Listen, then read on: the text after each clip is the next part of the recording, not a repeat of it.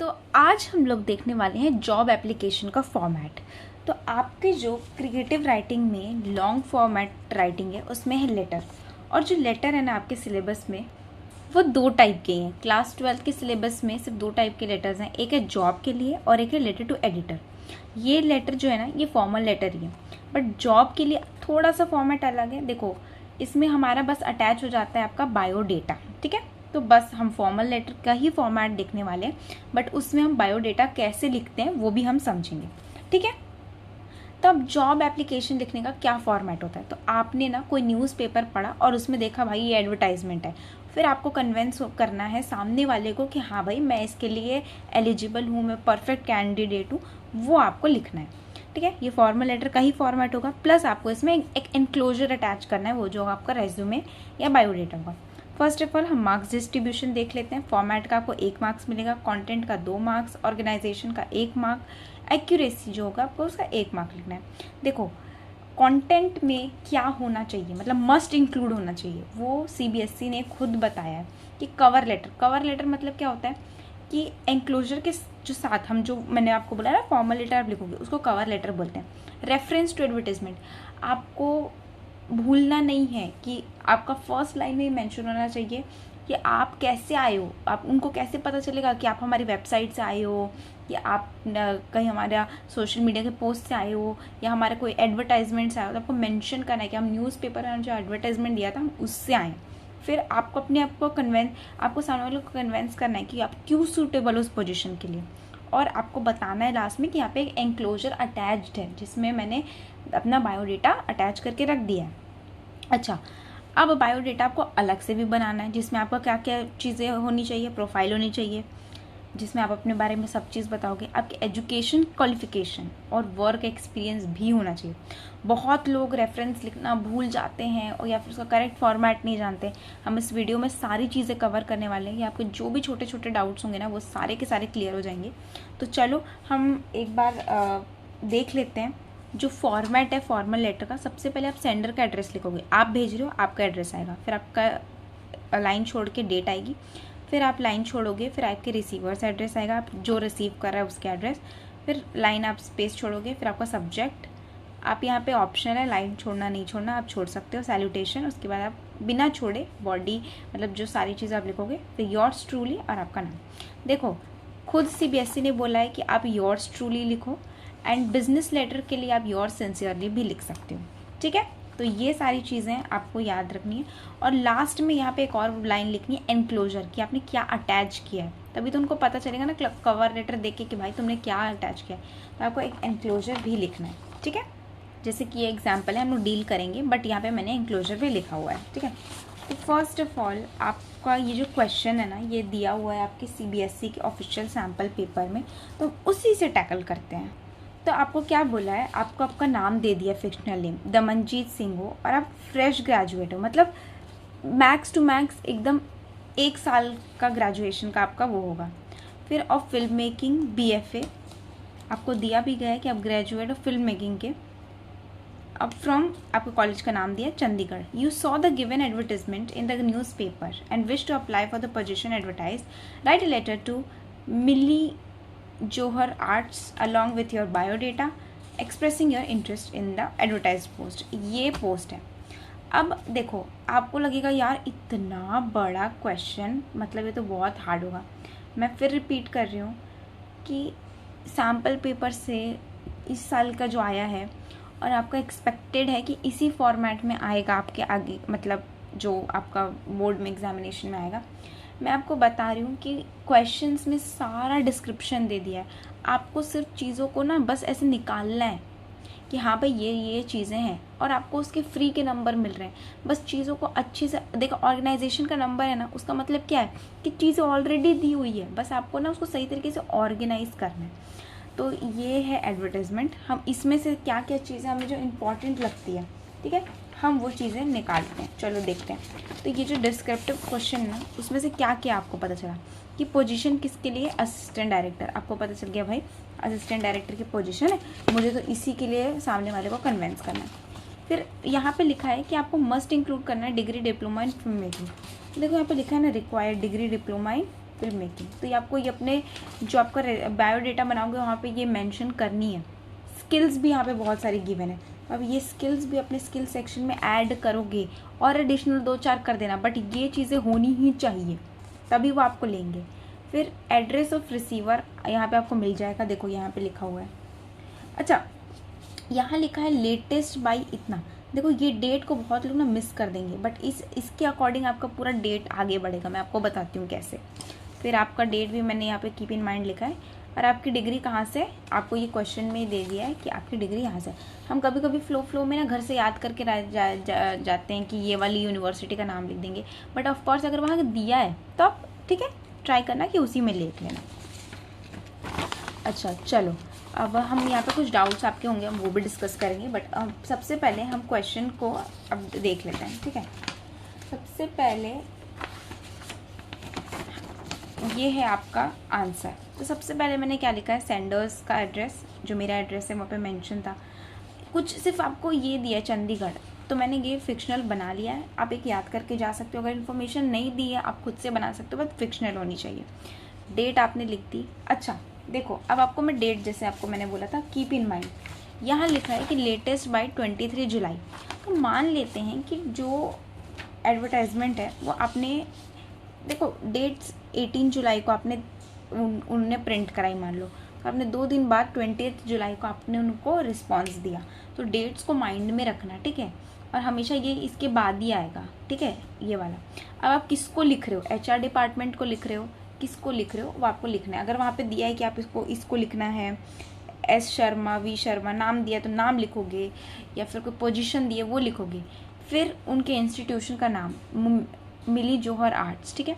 फिर उन्होंने जो दिया है आपको वो लिखना है, एड्रेस। वो ऑफकोर्स जैसे मैंने वो एडवर्टाइजमेंट में लिखा हुआ है, देखो द जौहर हाउस ऑफिस, ये तो आपको यही चीज़ इंक्लूड करनी है। उसके बाद सब्जेक्ट आप याद कर लो, बस लिखना है an application to apply for the position of, यहाँ पे जो भी दिया रहेगा ना क्वेश्चन में ये आपको लिखना है। देखो ये चीज़ आपको पता है, डेट भी पता है, ये an application for to apply for the position of, ये चीज़ आपको ऐड करनी है चाहे कोई भी क्वेश्चन आ जाए, ठीक है। उसके बाद आपका सैल्यूटेशन हो गया, एंड उसके बाद आपका फिर स्टार्ट हो गया। अब देखो, जैसे मैंने बताया था कंटेंट में CBSE ने बोला है कि आपको एडवर्टाइजमेंट को रेफरेंस आपको बताना है, तो वो फर्स्ट लाइन में ही होता है, in response to your advertisement. आपको न्यूज़पेपर का नाम भी लिखना है, कहाँ, टाइम्स ऑफ इंडिया, डेटेड, कौन सी डेट को, ठीक है, फॉर द पोस्ट ऑफ, और कौन सी पोस्ट के लिए।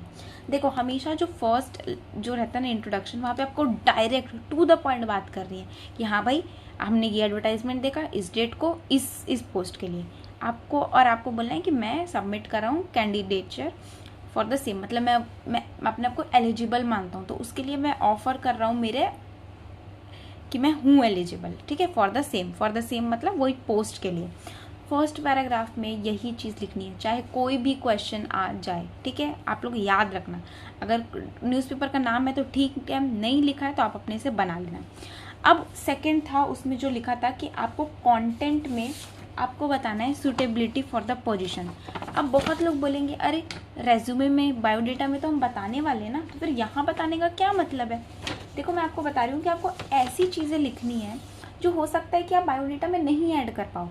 जैसे कि आप बता सकते हो कि आप हेड थे सिनेमेटिक सोसाइटी अपने कॉलेज में, और आपने ना बहुत सारी शॉर्ट फिल्म्स बनाई, म्यूज़िक वीडियोस बनाए, जो आपको बहुत ज़्यादा हेल्प किया कि आप ना अपनी उनको जो स्किल्स चाहिए ना उनको इन्हेंस करने के लिए। फिर आप यहाँ पे मैं आपको बोलूँगी, मैं मिस कर दी हूँ, आप ना बताना कि अगर आप उनकी कंपनी ज्वाइन करते हो तो उनके में क्या चीज़ नहीं आएगी, मतलब आपके में ऐसी क्या चीज़ है जो उनकी कंपनी को चाहिए होगी। जैसे असिस्टेंट डायरेक्टर की पोस्ट है, तो अगर आप जाओगे तो क्या चीज़ आप वहाँ पे वैल्यू ऐड कर पाओगे, तो मुझे लगता है यहाँ पे आपको वो ऐड करना है। मैं भूल गई हूँ, बट आप प्लीज़ ट्राई करना कि वो चीज़ ऐड करने की, कि आप क्या वैल्यू दे सकते हो। हाँ भाई मैं ऐसा एनवायरनमेंट क्रिएट कर सकता हूँ जहाँ पे लोग मिलके काम कर सके, क्योंकि मेरी कम्युनिकेशन एबिलिटी इतनी ज़्यादा है। देखो क्योंकि क्वेश्चन में ना यहाँ पे लिखा था एक्सेप्शनल कम्युनिकेशन स्किल। देखो भले ही ये पोजीशन है असिस्टेंट डायरेक्टर की, बट डायरेक्टर को कितने सारे काम करना पड़ता है। लोगों को मिलाओ, सीन को क्रिएट करो, सीन को सही बना के दिखाओ, कम्युनिकेट करो लोगों से, आर्टिस्ट से, उनसे काम करवाओ। तो आप बोलना कि जहाँ पे भी मैं जाता हूँ वहाँ पे जो मैं काम कराता हूँ, मेरे में ऐसी स्किल है कि लोग एक साथ आते हैं और अपना बेस्ट देते हैं। तो आपको, तो अगर आप मेरे को चूज़ करोगे तो मैं भी मतलब ऐसा इन्वायरमेंट बना दूंगा। ऐसी ऐसी चीज़ें उनको कन्विंस करना है, अपने आप को यार बेचना है। वही बोलते हैं ना हायरिंग, मतलब अगर कोई कर रहा है आपको हायर तो वो क्या हो, उसको देखना है ना भाई कि हमारे जिसको ले रहे हैं वो हमारे लिए कितना बेनिफिशियल है। तो अब वो चीज़ लिखना कि in case if you select me for this position, this is I can put my best thing foot forward, I can bring this change, I can do this and that। ठीक है, ये चीज़ आप लिख सकते हो। ठीक है, और लास्ट ये जो कंक्लूजन होगा उसको क्या लिखना है, आई हियर बाय इंक्लोज में आपको बताना है भाई कि मैंने बायोडाटा इंक्लोज कर दिया, या और कोई भी इंक्लोजर आप डाल रहे हो। अगर आप 10th की मार्कशीट डाल रहे हो, कोई वीडियो दे रहे हो, जो भी दे रहे हो आप उसको यहाँ पे लिख देना। ठीक है, and for your consideration, and आप ये मेंशन कर सकते हो अगर आप इंटरव्यू करना चाहते हो तो मैं अवेलेबल हूँ, या मैं वेट कर रही हूँ आपके रिस्पॉन्स का, या मैं आपसे मिलना चाहती हूँ, बात करना चाहती हूँ। ऐसे आप उत्सुकता दिखाओ यार कि आप उनसे मिलना चाहते हो, बात करना चाहते हो, आप एक चांस चाहते हो अपने आप को प्रूव करने का। ठीक है, फिर आपको लिखना ही योर स्टोरी, अपना नाम और एनक्लोजर। ठीक है, अब एनक्लोजर में क्या है, बायोडेटा। अब हम करने वाले हैं बायोडेटा को आप कैसे लिखते हो। ठीक है, मैं आपको फॉर्मेट समझा देती हूँ बायोडेटा को कैसे लिखना है। तो बायोडेटा का फॉर्मेट सिंपल सा है। सबसे पहले आपको अपना नाम लिखना है। देखो कुछ चीज़ें इन्फॉर्मेशन आप आगे पीछे कर सकते हो, जैसे कि आप एज और ऐड कर सकते हो, आप अपना स्टेटस ऐड कर सकते हो कि मैरिड हो कि नहीं मैरिड हो, और भी सारी चीज़ें आप कर सकते हो। बट कुछ चीज़ें जो आपको बिल्कुल नहीं भूलनी वो मैंने लिख दी है।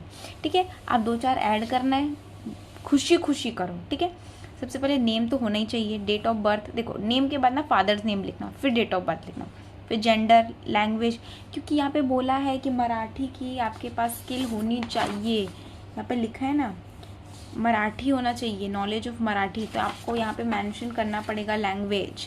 ठीक है, इन जनरल भी अगर आप किसी टीचर वगैरह के लिए भी पोस्ट, बहुत सारी पोस्ट आती है, उसमें भी आप लैंग्वेज ट्राई करना ऐड करने का। ये चीज़ें इग्नोर नहीं करनी। ईमेल आईडी डालना है, कॉन्टैक्ट नंबर डालना है, एड्रेस, कोई स्पेसिफिक स्किल जो उनको चाहिए, स्किल सेट, वो आपको डालना है। एजुकेशन क्वालिफिकेशन, आपको पता है कंटेंट जो सीबीएसई ने डायरेक्ट किया है उसमें लिखा है कि एजुकेशन क्वालिफिकेशन लिखनी है।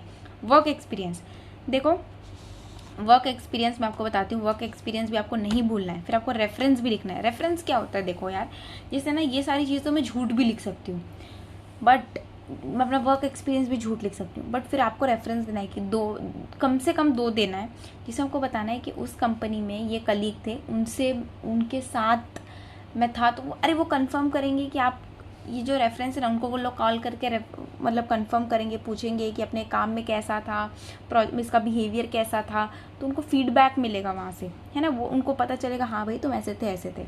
फिर डिक्लेरेशन आप दे सकते हो, नहीं दे सकते हो, टोटली योर चॉइस। डिक्लेरेशन में आई हियर बाय डिक्लेयर कि मेरे सारे ऊपर मैंने जो इन्फॉर्मेशन दी है वो बिल्कुल सही है। ठीक है, फिर डेट, प्लेस और आपको साइन करना है। ठीक है, तो चलो मैं आपको बताती हूँ। तो देखो इसके लिए मैंने कैसे प्रिपेयर किया है वो आप देखते हैं। सबसे पहले नाम लिख दिया मैंने, जो नाम यहाँ पे दिया था। डेट ऑफ बर्थ आप एक मैंने बता दिया है, फादर्स नेम, जेंडर, लैंग्वेज आप भूलना नहीं है ना आपको। देखो एडिशनल लैंग्वेज हो सकती है बट मराठी यहाँ पे इसका अगर आप ये नहीं लिखोगे तो मार्क्स आपको डिडक्ट हो जाएंगे। ईमेल आईडी है, कॉन्टैक्ट नंबर है, एड्रेस इन्होंने जो बताया आपको चंडीगढ़ का है, यही वाला जो एड्रेस है ना, आपने सेंडर्स एड्रेस लिखा है वही लिखना है। स्किल भाई अब ये नहीं लिखोगे क्योंकि ये इंपॉर्टेंट है, क्योंकि बोला है क्वेश्चन में हमको ये सर्टन स्किल्स चाहिए, आपको ये स्किल लिखनी पड़ेगी, तो मैंने सारी की सारी स्किल उतार दी है। ठीक है, ये आप स्टेटस वगैरह मैंने बोला था आप लिख सकते हो। अब देखो एजुकेशनल क्वालिफिकेशन के नंबर है, वर्क एक्सपीरियंस के नंबर है, रेफरेंस के नंबर है। एजुकेशनल क्वालिफिकेशन में 10th 12th हो गई, और एक आपकी जो भी डिग्री आप ले रहे हो, डिप्लोमा, मतलब यहाँ पे बहुत सारी चीज़ें हैं, ग्रेजुएट जो भी आप कोर्स लिया है, कोर्स इन फिल्म मेकिंग, ठीक है, ये लिख सकते हो। आपको बताना है कौन से बोर्ड, यूनिवर्सिटी, कॉलेज से, और सीबीएसई जो भी है। ईयर ऑफ पासिंग देखना कि इन दोनों के बीच में 2 साल का डिफरेंस है, बहुत फ्लो में लिख देते हो। फिर आप ये कितने साल का डिप्लोमा डिग्री आपकी जो भी वो भी आप गिन लेना। अपना ग्रेडिंग और परसेंटेज ये लिखना ज़रूरी है। तो आप फॉर्मेट देख लो एजुकेशन क्वालिफिकेशन का, आपको नेम लिखना है कोर्स का, बोर्ड, ईयर ऑफ पासिंग और ग्रेड, ठीक है, ये सारी चीज़ आपको लिखनी है। अब वर्क एक्सपीरियंस, देखो ये फ्रेशर है, अभी अभी आया है, फिर भी आप वो कोई कॉलेज में इतने साल रहा है तो कोई इंटर्नशिप किया होगा, कहीं हेल्प किया होगा, कहीं पार्ट टाइम जॉब किया होगा, तो आपको वो सारी चीज़ें मेंशन करनी है, ठीक है। तो आप लिखोगे इंटर्नशिप करे थे, देखो टाइप क्या टाइप क्या था, full time, part time, internship, ऐसा। रोल क्या था आपका, आपकी टाइम कितने समय के लिए किया, 2 महीने, 4 महीने, 6 महीने, स्पेसिफिकेशन, उसमें आपने स्पेसिफिक कौन सा काम किया। देखो ये सारी चीज़ें तो ठीक है, बट अब उसमें क्या मतलब आपका क्या रोल था वहाँ पे, वो चीज़ आपको यहाँ पे मेंशन करनी है। और कंपनी, किस कंपनी के अंडर आपने काम किया। आई नो कि ये बहुत छोटा लग रहा है आपको देखने में, क्योंकि ना मैंने यहाँ से थोड़ा लाइन, मेरे को जगह नहीं बन रही थी, बट आपको बन जाएगी। इसमें आपको टेबल बनाना है, ठीक है। तो मैंने कहाँ कहाँ किया है मैंने वो सब लिख दिया है, आप भी लिख देना। देखो अब रेफरेंस का मैं आपको चीज़ बताती हूँ। रेफरेंस का देखो कम से कम आपको 2 रेफरेंसेस देने ही देने हैं। अब इसको कैसे लिखते हैं, सबसे पहले आपको नाम लिखना है, जैसे मैंने यहाँ लिखा है विवेक त्रिवेदी, ठीक है, नाम लिख दिया। उनका डेजिग्नेशन क्या है, वो डायरेक्टर एट सन्स पिक्चर्स, यहाँ मैंने काम किया है ना, सन पिक्चर मैंने यहाँ लिखा है ना, सन पिक्चर, तो यहाँ वो डायरेक्टर है। मैं असिस्टेंट प्रोजेक्ट मैनेजर थी, तो वहाँ वो डायरेक्टर है। मेरे क्या है, उनसे मेरा क्या रिलेशन है, ठीक है, मैंने उनके अंडर काम किया, वो मेरे कलीग थे, ये सब। आपको कॉन्टैक्ट डिटेल्स भी देनी, उनको कॉल करके पूछेंगे ना भाई कि ये कैसा काम है, इसका क्या वो है, तो वो चीज़ें आपको यहाँ पे मेंशन करनी है। मैंने सिर्फ फ़ोन नंबर किया, फ़ोन नंबर, मेल, जो भी कर सकते हो। देखो आप ऐसे लाइन बाय लाइन भी लिख सकते हो, मेरे को स्पेस नहीं बन रहा था, मेरे को एक ही पेज में आपको दिखाना था, इसलिए मैंने देखो पूरा एक ही लाइन में लिख दिया। आप अच्छा दिखाने के लिए आप पूरा लिख सकते हो। हमेशा याद रखना, लेटर पूरा एक पेज में लिखना, आराम से आ जाएगा। और ये बायोडेटा को न्यू फ्रेश पेज से लिखना, ठीक है, ये हो गया। इस तरीके से आप रेफरेंस लिखते हो। और अब दूसरा रेफरेंस भी कम से कम आपको 2 लिखने हैं, ठीक है। कॉन्टैक्ट डिटेल देना मत भूलना, नहीं तो मार्क्स कट जाएंगे। फिर डिक्लेरेशन टोटली ऑप्शनल है, आप चाहो तो लिखो, नहीं चाहो लिखो। लाइन रट लो, I hereby declare that all the information stated above are true to the best of my knowledge. तो ये सारी चीज़ें जो आपने ऊपर लिखी है वो सही है। डेट उसी दिन मैंने डिक्लेयर कर दिया है, जिस दिन डिक्लेरेशन लिखते हैं उसी दिन ये लिखते हैं। प्लेस चंडीगढ़, ये आप वहीं से लिख रहे हो, और आपका सिग्नेचर होना चाहिए। तो ये है आपका format for the biodata. And आप आराम से कर लोगे। आपको ऐसा लग रहा है बहुत बड़ा है, नहीं है, बिल्कुल बड़ा नहीं है। आप लिखने बैठोगे आराम से हो जाएगी। कोई चीज़ें देखो, कुछ चीज़ें आपको इंक्लूड करनी ही पड़ेगी, जैसे स्किल जो दी हुई है, आपको लैंग्वेज यहाँ पे मांगा है तो आपको लिखना पड़ेगा। एजुकेशन क्वालिफिकेशन के मार्क्स हैं, आपको बोल रहा है भाई डिप्लोमा होना चाहिए या डिग्री होनी चाहिए फिल्म मेकिंग में, कॉलेज का नाम दे दिया है, आपको बोला है कि आपको वर्क एक्सपीरियंस देना ही देना है, ठीक है, रेफरेंस देना ही देना है। ये सारी चीज़ें आप इग्नोर मत करना। आप 1-2 बार प्रैक्टिस करोगे ना क्वेश्चंस, ऑटोमेटिकली आप ये सब आपको ऐसे रटने की ज़रूरत नहीं पड़ेगी। अब कुछ कॉमन डाउट्स होते हैं कि भाई ये कैसे करना है, वो कैसे करना है, वो भी हम देखेंगे। और उससे पहले मैं आपको कुछ चीज़ें बता देती हूँ कि अगर क्वेश्चन चेंज हो गया तो आप कैसे करोगे, क्या स्ट्रक्चर रहेगा उसका। तो देखो सबसे पहले आपको रेफरेंस देना ही है कि किस न्यूज़पेपर से आप आए हो। सेकंड में आपको कोई कुछ पॉइंट्स बता देने कि आप क्यों बेटर हो, आप क्या कर सकते हो उस कंपनी के लिए ऐसा कि दूसरे नहीं कर सकते, आपके में ऐसी क्या एबिलिटी है जो कंपनी को चाहिए ताकि वो आपको इग्नोर ना कर सके, ठीक है। आप ऐसा लिखना, फिर मेंशन कर देना कुछ इंक्लोजर, और आप कंक्लूड करना होपफुल नोट में, हाँ भाई मिलेंगे। ये सारी चीज़ें करना है।